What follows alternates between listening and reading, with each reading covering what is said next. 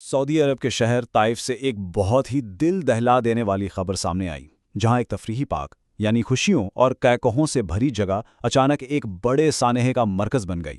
تو آئیے اس پورے واقعے کو سمجھتے ہیں کہ آخر ہوا کیا تھا، اس کے بعد کیا کارروائی ہوئی اور اس نے کیا بڑے سوالات کھڑے کیے ہیں۔ اس حادثے کی سنگینی کا اندازہ آپ بس اس ایک عدد سے لگا سکتے ہیں۔ کم از کم 23 افراد جو کچھ دیر پہلے ہنس کھیل رہے تھے وہ شدید زخمی حالت میں اسپتال پہنچائے گئے۔ یہ صرف ایک نمبر نہیں ہے، یہ 23 خاندانوں کی تکلیف اور صدمے کی کہانی ہے۔ یہ جملہ آپ کہہ سکتے ہیں اس پورے سانحے کا خلاصہ ہے۔ تفریحی پارک ہوتے ہی اس لیے ہیں کہ لوگ خوشیاں منائیں، لیکن یہاں تو پلک جھپکتے ہی کہکہوں کی جگہ چیخو پکار نے لے لی اور خوشی کا سارا ماحول ایک خوفناک یاد میں بدل گیا۔ اجے حادثہ ہوا کہاں؟ یہ طائف کا ایک بہت مشہور سیاحتی علاقہ ہے، الہدا۔ یہ جگہ اپنے تفریحی پارکوں کی وجہ سے مقامی لوگوں اور باہر سے آنے والے سیاحوں سب میں بہت مقبول ہے، اور ظاہر ہے اسی وجہ سے حادثے کے وقت وہاں بہت سے خاندان اور بچے موجود تھے۔ تو آخر ہوا کیا تھا؟ آئیے ذرا تفصیل سے دیکھتے ہیں کہ وہ کون سا لمحہ تھا جب ایک تفریحی جھولا موت کے جھولے میں تبدیل ہو گیا۔ یہ جو حادثہ ہوا یہ ایک 360 ڈگری والے بڑے جھولے پر ہوا۔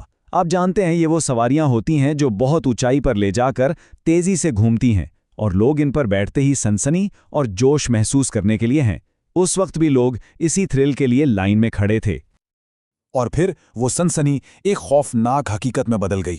جو لوگ وہاں موجود تھے ان کا کہنا ہے کہ جھولا اپنی پوری رفتار اور بلندی پر تھا کہ اچانک اس کا ایک اہم حصہ ٹوٹ گیا اور اس پر بیٹھے درجنوں لوگ بغیر کسی سہارے کے سیدھا نیچے زمین پر آ گرے۔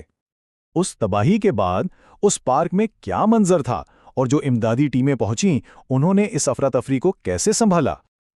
بس ایک لمحے میں وہ پارک جیسے میدان حشر بن گیا۔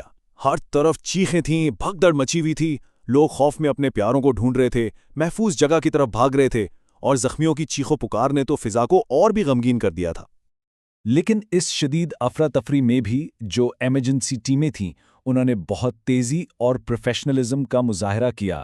وہ فوراً موقع پر پہنچے، علاقے کو گھیرے میں لیا اور زخمیوں کو نکال کر ابتدائی طبی امداد دینا شروع کر دی۔ تمام 23 زخمیوں کو فوراً قریبی اسپتالوں میں پہنچایا گیا۔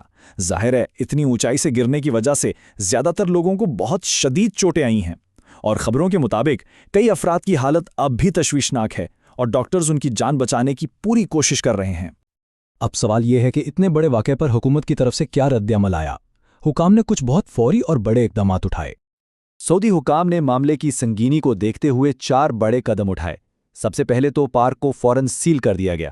دوسرا، ایک اعلیٰ سطح کی تحقیقاتی کمیٹی بنائی گئی ہے جو حادثے کی وجہ معلوم کرے گی۔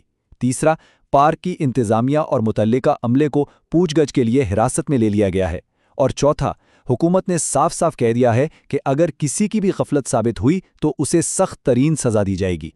جیسے ہی اس حادثے کی خبر اور ویڈیوز سامنے آئیں، سوشل میڈیا پر ایک طوفان برپا ہو گیا۔ لوگ اپنے غم اور غصے دونوں کا اظہار کر رہے ہیں، اور اس پوری بحث کا جو مرکز ہے وہ ایک ہی سوال ہے: کیا پیسوں کے لیے لوگوں کی حفاظت پر سمجھوتا کیا گیا؟ یہ وہ سوال ہے جو ہر کوئی پوچھ رہا ہے، عوام بھی اور خود حکام بھی۔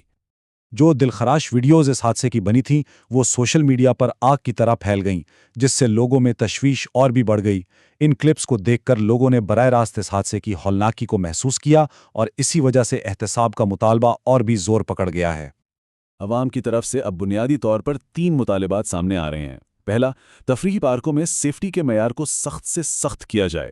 دوسرا، تمام جھولوں کا باقاعدگی سے ٹیکنیکل معائنہ لازمی قرار دیا جائے۔ اور تیسرا، کسی بھی پارک کو چلانے کے لیے سیفٹی سرٹیفکیٹ کا ہونا ضروری ہو۔ یہ حادثہ اصل میں ہمیں ایک بہت ہی تلخ حقیقت کی یاد دلاتا ہے، ایک ایسی حقیقت جسے ہم اکثر نظر انداز کر دیتے ہیں۔ یہ بات ہمیں ہمیشہ یاد رکھنی چاہیے کہ انسانی زندگی سے زیادہ قیمتی کچھ بھی نہیں۔ طائف کا یہ واقعہ ہمیں یہی سکھاتا ہے کہ سیفٹی کے اصولوں میں ایک چھوٹی سی بھول یا معمولی سی غفلت کس طرح ایک بہت بڑے سانحے اور ناقابل تلافی نقصان کا سبب بن سکتی ہے۔ تو آخر میں یہ سوال باقی رہ جاتا ہے کہ مستقبل کو کیسے محفوظ بنایا جائے؟ اس کا جواب صرف نئے قانون بنانے میں نہیں ہے، بلکہ ان پر سختی سے عمل کروانے میں ہے، ایک شفاف احتساب کا نظام بنانے میں ہے، اور اس بات کو سمجھنے میں ہے کہ لوگوں کی حفاظت ہر چیز سے پہلے آتی ہے۔